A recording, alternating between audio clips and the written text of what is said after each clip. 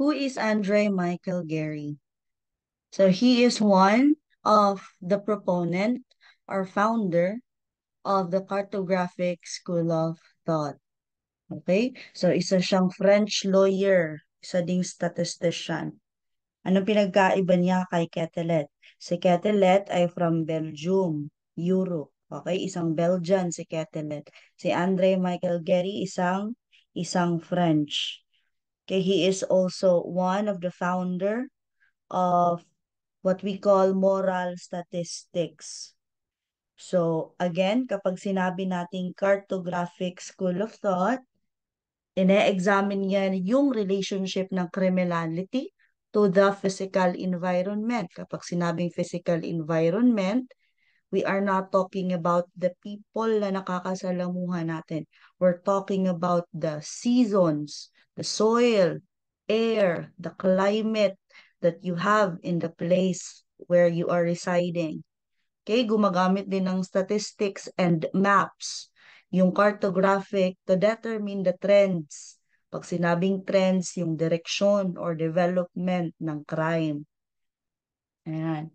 So, moral statistics, it refers to numerical data generally considered to be indicative of social pathology in group of people. Again, gumagamit ng numerical data. Numbers yung ginagamit to indicate or to determine social pathology in people. Kapag sinabing social pathology, tandaan, it is just a technical term for deviant behaviors. Okay? Technical term ng deviant behaviors. Again, meron tayong dalawang klase ng deviant behaviors. Meron tayong informal and formal deviant behaviors. Informal, ito yung mga hindi punishable by the law. Hindi siya katanggap-tanggap sa society, pero hindi naman siya punishable. When we say formal, of course, these are the crimes. Ayan, specifically defined by our criminal law. So, it is punishable. So, illiteracy, ito yung pagkawalang pinag-aralan. Is it a formal or informal deviant behavior? Of course, it is an informal deviant behavior. Hindi ka naman makukulong if you are illiterate. Ayan. Suicide, illegitimacy. Illegitimacy if you are born outside marriage. Ayan. Kapag ipinanganak ka na walang kasal yung parents mo, you are considered illegitimate. Abortion, divorce, prostitution, and the economic situation. Economic situation, sometimes called pauperism. Pauperism is another word for extreme poverty.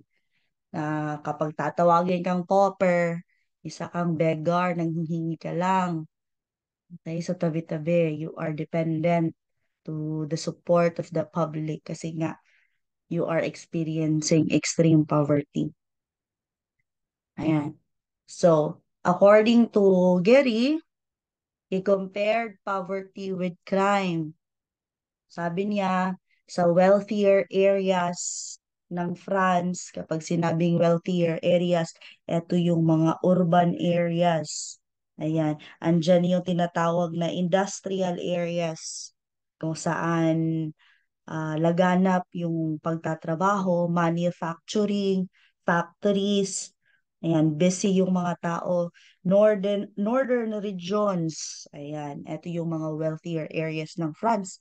Mataas daw yung property crimes.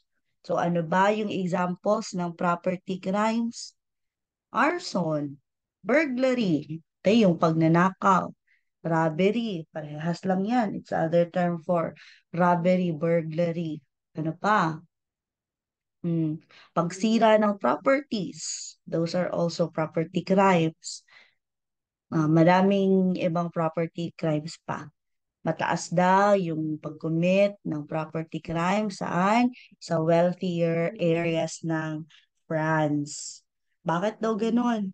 Bakit daw kung sino pa yung mga areas na mayayaman, sila pa yung mataas yung property crimes? Of course, Dahil daw mas mataas yung opportunity na madami kang manakaw. Kung ikaw yung magnanakaw, anong lugar ba yung pupuntiryahin mo? Those areas na makakapagbigay sa iyo ng maraming nanakawin or mas mataas yung opportunity mo na maka-gain ng benefits. Alangan naman magnakaw ka sa mga areang wala kang mapapala, 'di ba? So dun ka talaga magnanakaw sa mga areas na alam mong meron kang makukuha.